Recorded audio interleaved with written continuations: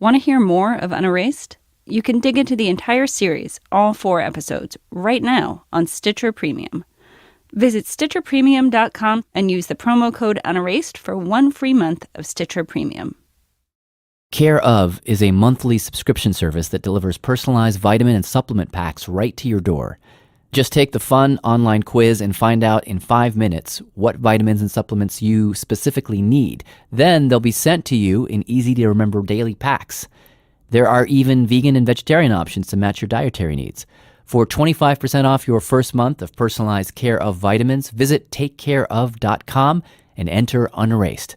That's takecareof.com and enter Unerased for 25% off your first month of personalized Care of vitamins. Listening to audiobooks brings us closer together, and there's no better place to listen than Audible. Audible has the largest selection of audiobooks on the planet, and now Audible members get even more. Exclusive audio fitness programs, audiobooks, and Audible originals with custom-made content. Start a 30-day trial and your first audiobook is free. Go to audible.com/unerased or text unerased to 500-500. That's AUDIBLE.com/unerased or text unerased to 500-500. You can do it with audiobooks. This is Unerased, a series about the hidden history of conversion therapy in America. I'm Jad Abumrad. According to a survey by the Williams Institute at UCLA, nearly 700,000 people these are currently living human beings, have gone through some version of conversion therapy. That's equivalent to the city of Boston, the entire city of Boston. Picture that in your mind. This series is going to tell some of those stories from all different angles. We're releasing it in conjunction with the movie Boy Erased from Focus Features, which was based on a memoir by Garrard Conley. Now, Garrard is a gay man, and 14 years ago, he spent 2 weeks in one of these programs that tried to turn him straight. So we'll sign you in. If you sign your name real quick, and then I'll do all the other stuff. Didn't go well. And a few months ago, we came to the Smithsonian of all places. Nobody will bother us. And, to look back on that time. Because when Garrard left that program, literally ran out screaming for his life, he smuggled out a bit of contraband. Wow. An archivist led us into this very dramatic room. Do we sit here? Or? Yeah, I was thinking I just put up the table where there's light. That's great. This is perfect. A lot of mahogany, velvet curtains. They sat us at a table. Okay. That was right under a spotlight. Feels so formal. And then placed a giant binder on the table. Do we need to wear gloves or anything? Only if there's a loose photograph, which I don't think there is. So it's all there. I think Franklin said was the way you handed it over. Does it feel weird? Yeah, totally. I mean, I don't know. It's the welcome Garrard that's freaking me out. It was. Will you read it, please? It says welcome Garrard with an exclamation point. Giant letters right on the front of the binder. Then it has a quote from Psalm 32:5-6. I finally admitted all my sins to you and stopped trying to hide them. I said to myself, I will confess them to the Lord, and you forgave me. All my guilt is gone.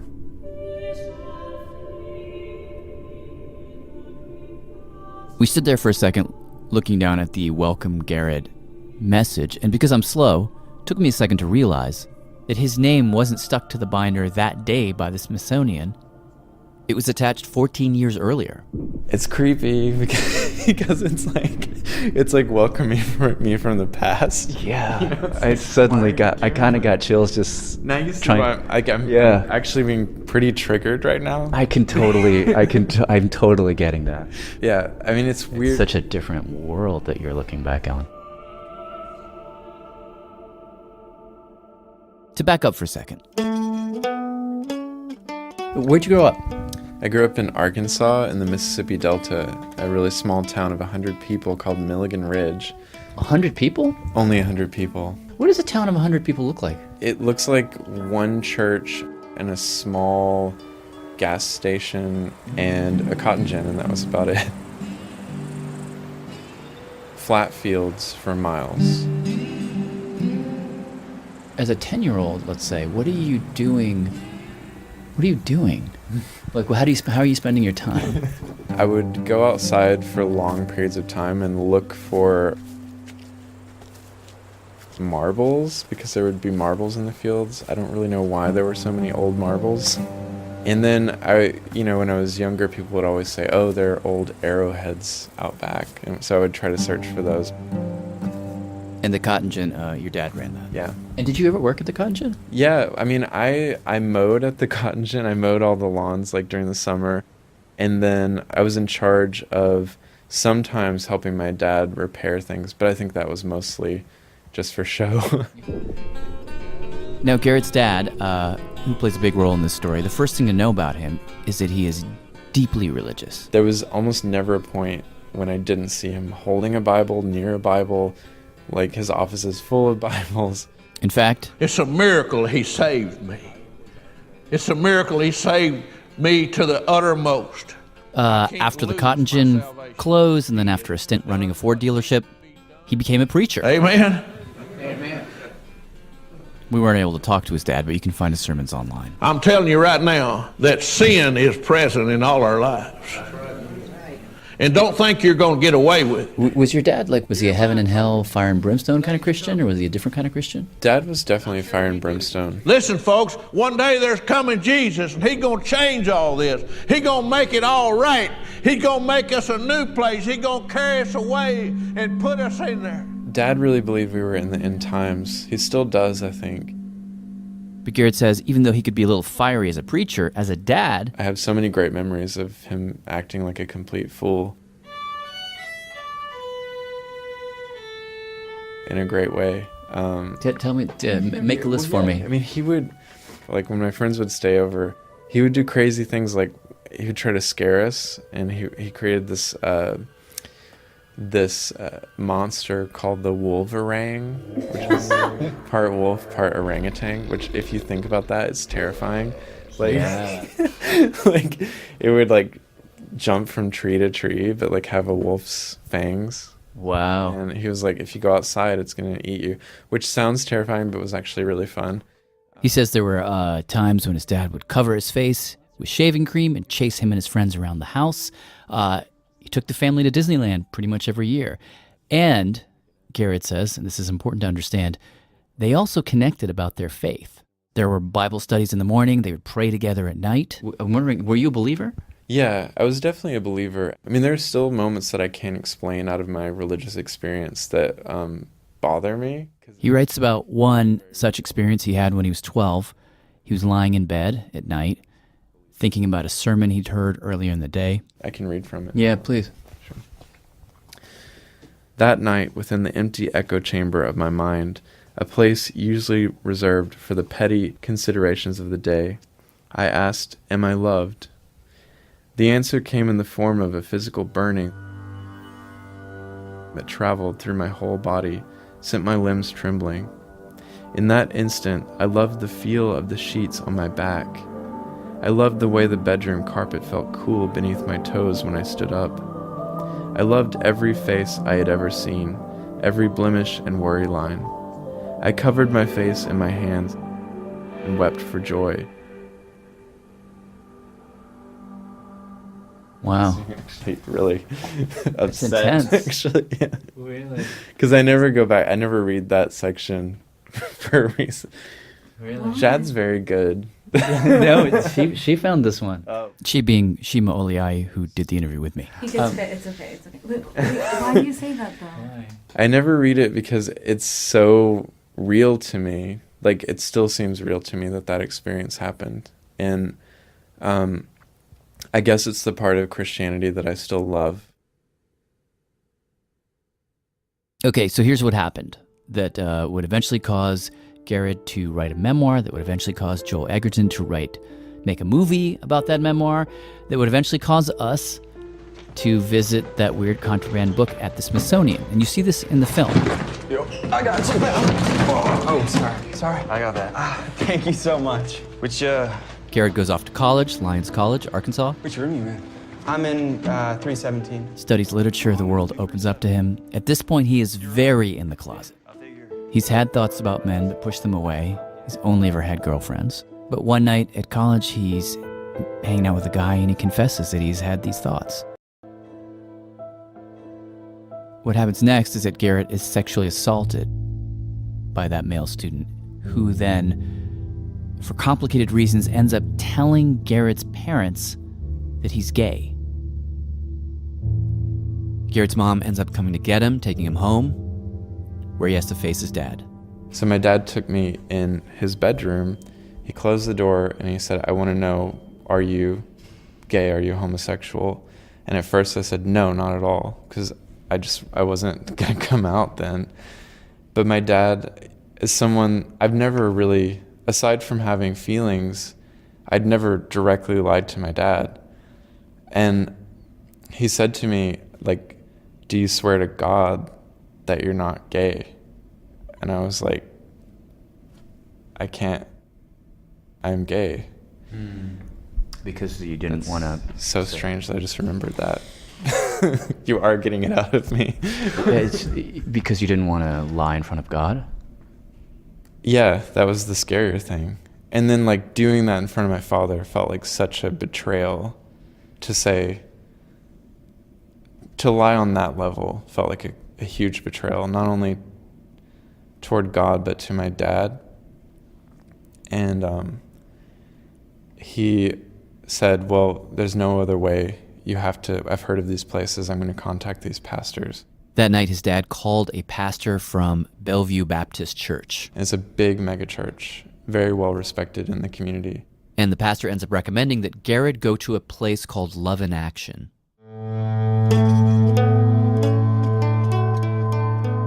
Where things get pretty dramatic. I'm Jad Abumrad. Unerased will continue in a moment. Casper is a sleep brand that continues to revolutionize its line of products to create an exceptionally comfortable sleep experience, one night at a time. With 3 mattress models, the original Casper, the Wave, and the Essential, Casper mattresses are perfectly designed to soothe and cradle your natural geometry. Not to mention, the breathable design helps you sleep cool and regulates your body temperature throughout the night. And it's delivered right to your door in a small, how do they do that, sized box, with free shipping and returns in the US and Canada. But the best part is that you can be sure of your purchase with Casper's 100-night risk-free Sleep On It trial. After all, you spend 1/3 of your life sleeping, so you should be comfortable. Get $50 towards select mattresses by visiting casper.com/unerased and using unerased at checkout. That's casper.com/unerased. Offer code unerased for $50 off your mattress purchase. Terms and conditions apply. RX bars come in 14 delicious flavors like mango, pineapple, chocolate chip, peanut butter, and other seasonal flavors. RX bars are gluten-free, soy-free, and free of artificial flavors and preservatives. They're great for a number of occasions, like breakfast on the go, a pre-workout snack, or a 3 p.m. pick-me-up at the office. RX Bar just debuted a new RX Nut Butter. Each single-serve packet contains delicious, creamy nut butter with 9 grams of high-quality protein and comes in 3 flavors: honey cinnamon peanut butter, and vanilla almond butter. It's squeezable and spreadable and pairs great with fruit, rice cakes, pretzels, or straight out of the pouch. For 25% off your first order, visit rxbar.com/unerased and enter promo code unerased at checkout. If you enjoyed this show, check out Believed, a new podcast about the women who brought down Dr. Larry Nassar. He abused hundreds of women and girls for more than 20 years. The hosts, Kate Wells and Lindsay Smith, show you how Nassar got away from parents, police, and powerful institutions. Because once you know that, you'll understand how they missed it and how you might have missed it too. Believed, a new limited-run podcast from Michigan Radio and NPR. Subscribe now at Apple Podcasts or wherever you get your podcasts.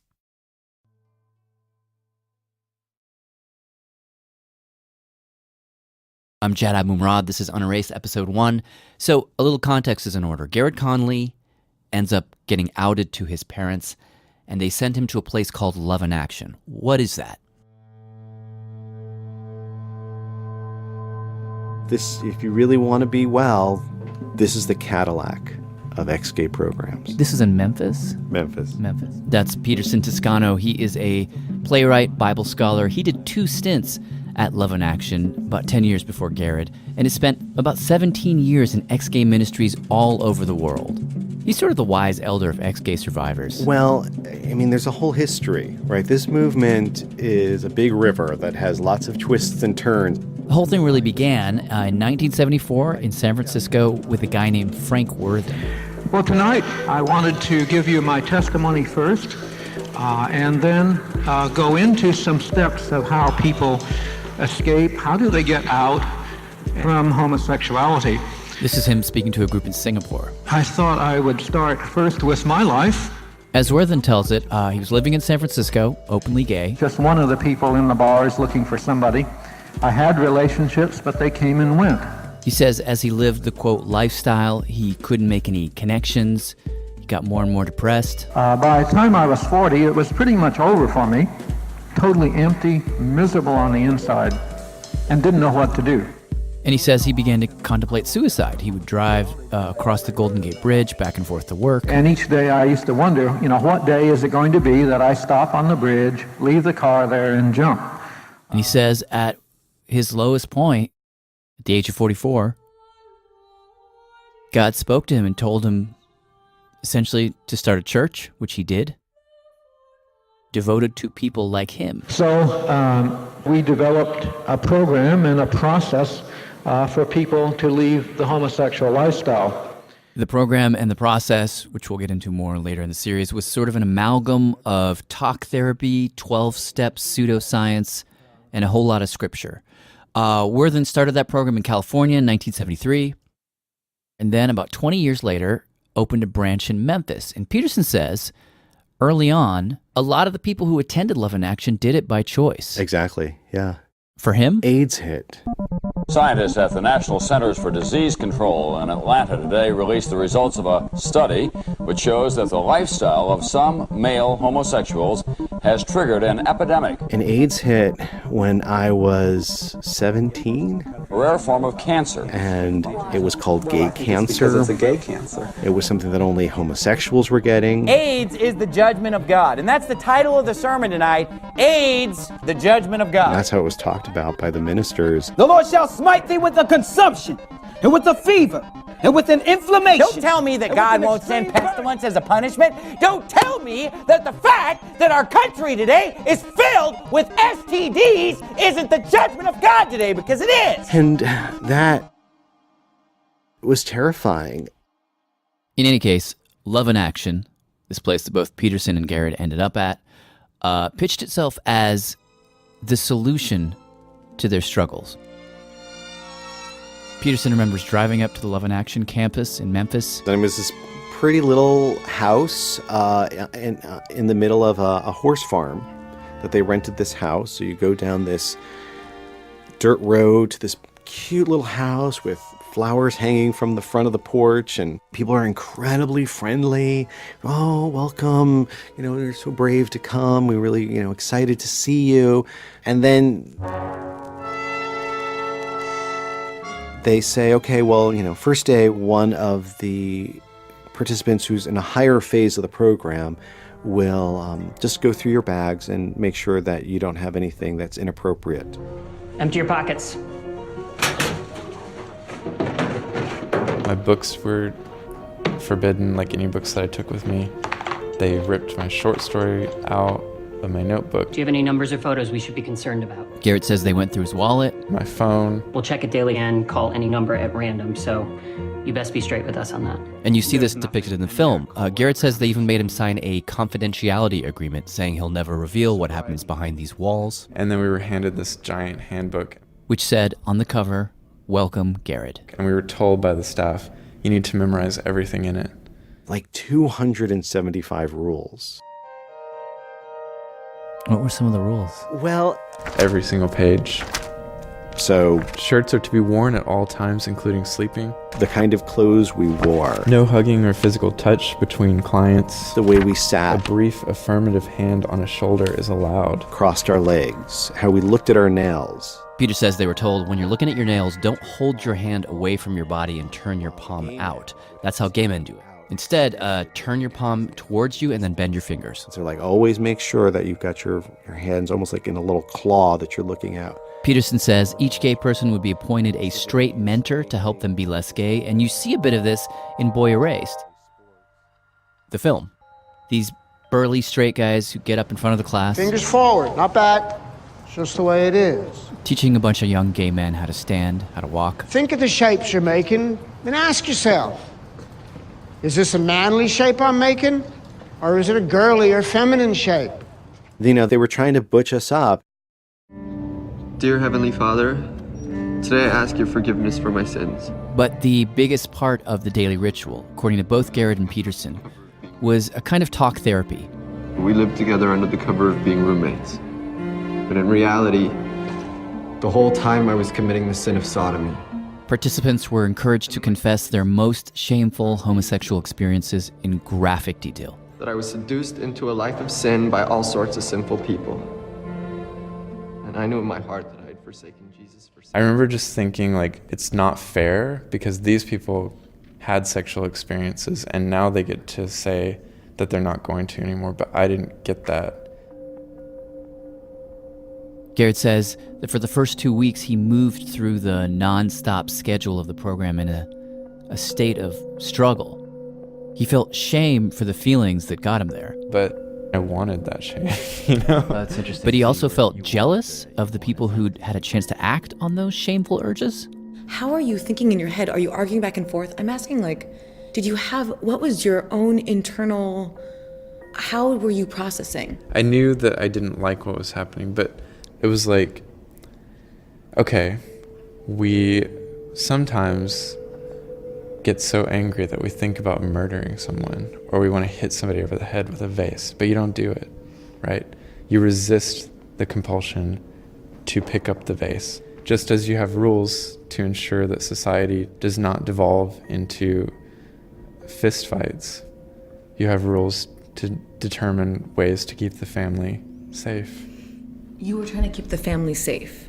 The idea of family, if this is what God wanted, and it says so in the Bible over and over again, then just as like we make sure that we have a no murder law, we decide to have a no homosexuality law in our minds. Why would I think it was any different? You know, like if the Bible and Christianity, especially fundamentalist Christianity, is about sacrifice, if it's about take up the cross and follow Jesus, Jesus was literally nailed to a cross for being pure, then how is this any different? How is it not Job being tested by God? Speaking of Job, can you tell me where you were, what was happening? This is one of the aspects of Garrett's story that I find most moving. He says things started to come to a head with that particular story from the Old Testament. I actually remember really vividly, we had this quiet time from 9 a.m. to 10 a.m., I believe, where we were asked to study the Bible and reflect before our sessions. He says he and the 10 or so other students were sitting in a small room on threadbare couches, the 12 recovery steps hanging on the walls all around them. I remember opening up the Bible just randomly, searching for something, and I came across Job again. It's a story he'd read many times during Bible studies with his dad. I'd always liked the story and found it unusual. Because the story basically begins with God and the devil placing a bet. It's a great setup for a story, right? And I remember I started reading and I became so engrossed in it. It was like I was reading it for the first time. It's interesting you should ask about Job. I have just come within the past 3 weeks from an in-depth Bible study on Job. That is wonderful. This is Sister Carol Perry, Roman Catholic sister of the Society of St. Ursula of Tours. Shima got her into the studio to walk us through the story of Job. Job is just I think it's the perennial story of the human being who wonders why he is suffering. But Job is a man who seems to have everything when the story begins. Well-respected guy, very devout. Does he have a family? His kids? Yeah, he has a wife, and I don't know how many kids, but... I'm going to say 3, but maybe 2. Final answer, 4. It's a big family. And lots of livestock. Job was like very wealthy for his time. So anyway. We are brought to the heavenly court, where God has a member of that court who is known as Ha-Satan in Hebrew. And that's very badly translated into English as Satan. The word Satan in Hebrew means an adversary. And so there was an adversary in the court of heaven. And this day, as Job begins, God is bragging about Job, who is his servant who is so good. He's like, man, this guy Job, he's just the best. So faithful. You know, the devil was basically like, yeah, he's good right now because he has all this stuff. But you take it away, and what do you have? And the adversary says to God, let me touch what he owns and he won't be so good. And God says, all right. Try. And so he does. He destroys all of Job's property and his children. Satan sends marauders to kill the kids. The property is burned. Job basically loses everything. But even so, Job still remains faithful. He said, God has given, God has taken away, so be it. So the adversary comes back and he says, but let me touch his person and he won't be so good. And God says, do it. And so he does. This time Satan sends down disease. And so Job has these sores that cover him from head to foot. And his friends turn against him. His old quote-unquote friends. They start saying, dude, this has got to be your fault. You've done something to anger God. What did you do? Most of the book of Job is a series of dialogues in which Job never turns on God. He curses the day he was born. He doesn't know what he's doing in this world. And why is this happening to me? And he wishes that God would face him so that he could ask God. And after 37 chapters of these lamentations, God appears.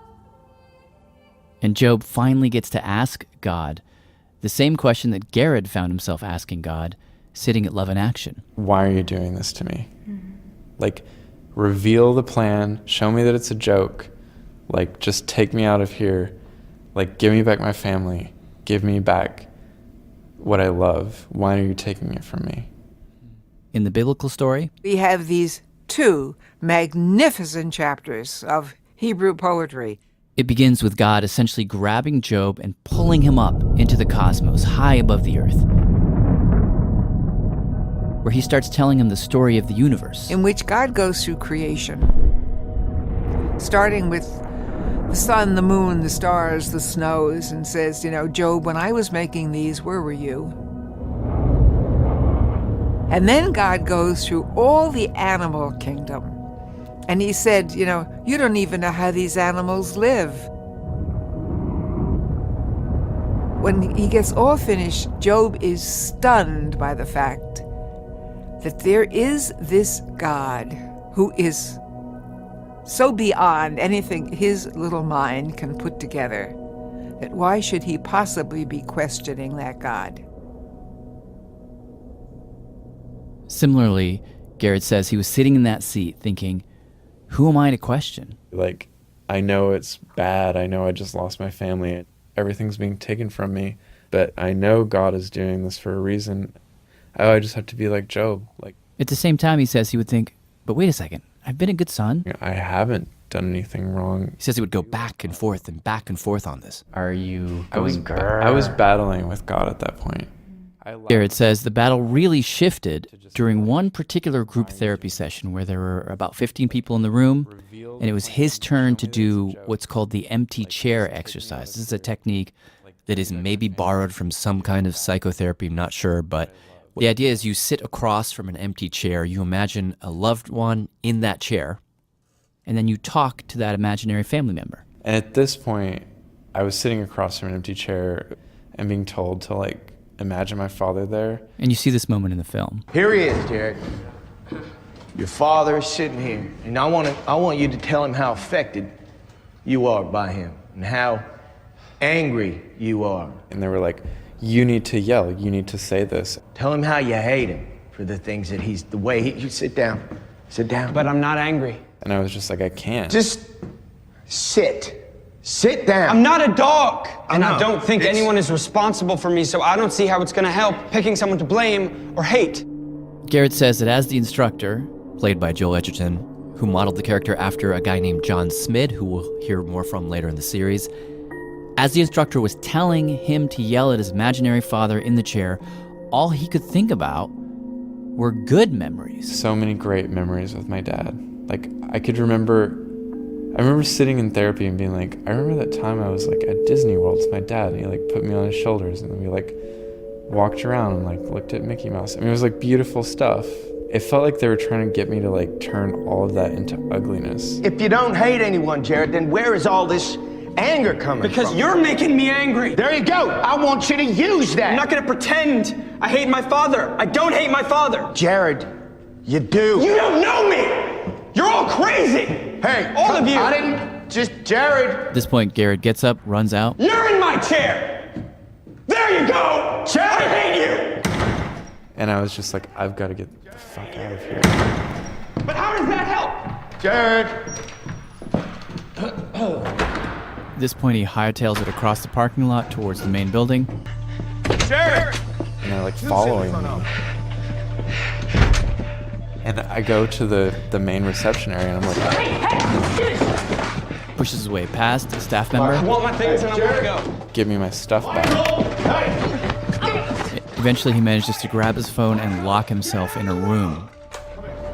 Jared. Hey, I just need a minute.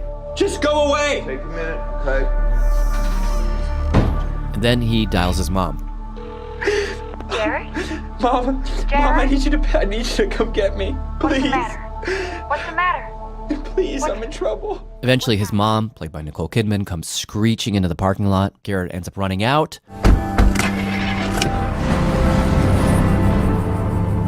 Jumping into his mom's car, and he happened at that moment to be holding the giant rule book, the Welcome Garrett book.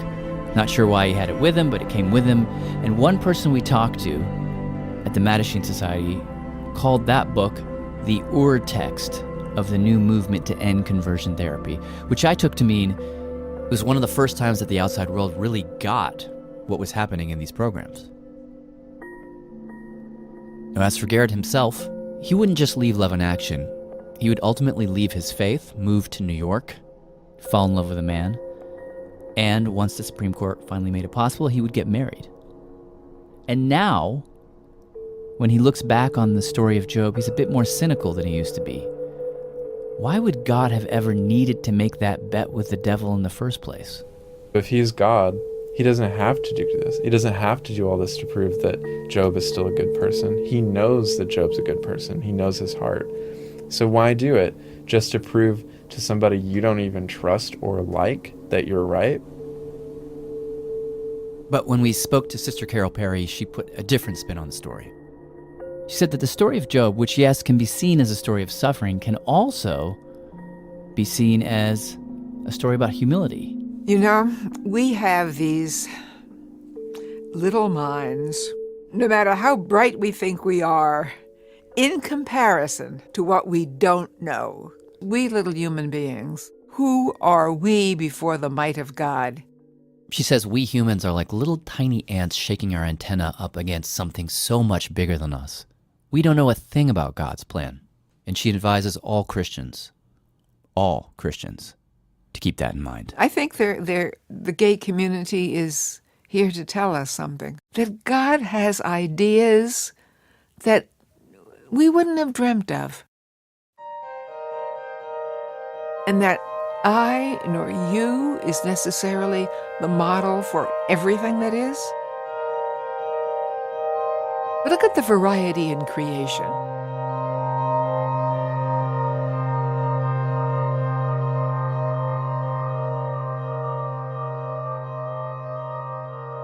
The Unerased team is Kat Aaron, Shima Oliai, David Craig, Garrett Conley, and Alice Quinlan.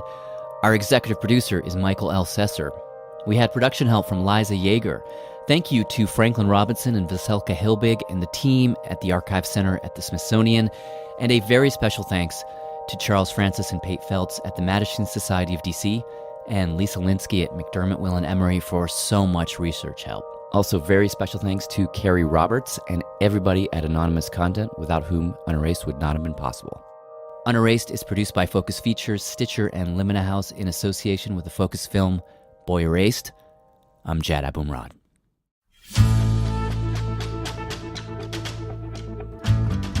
I mean, it's not like a brutal murder during the course of an armed robbery was a routine daily event in this part of the state, right? This is something that happened very, very infrequently.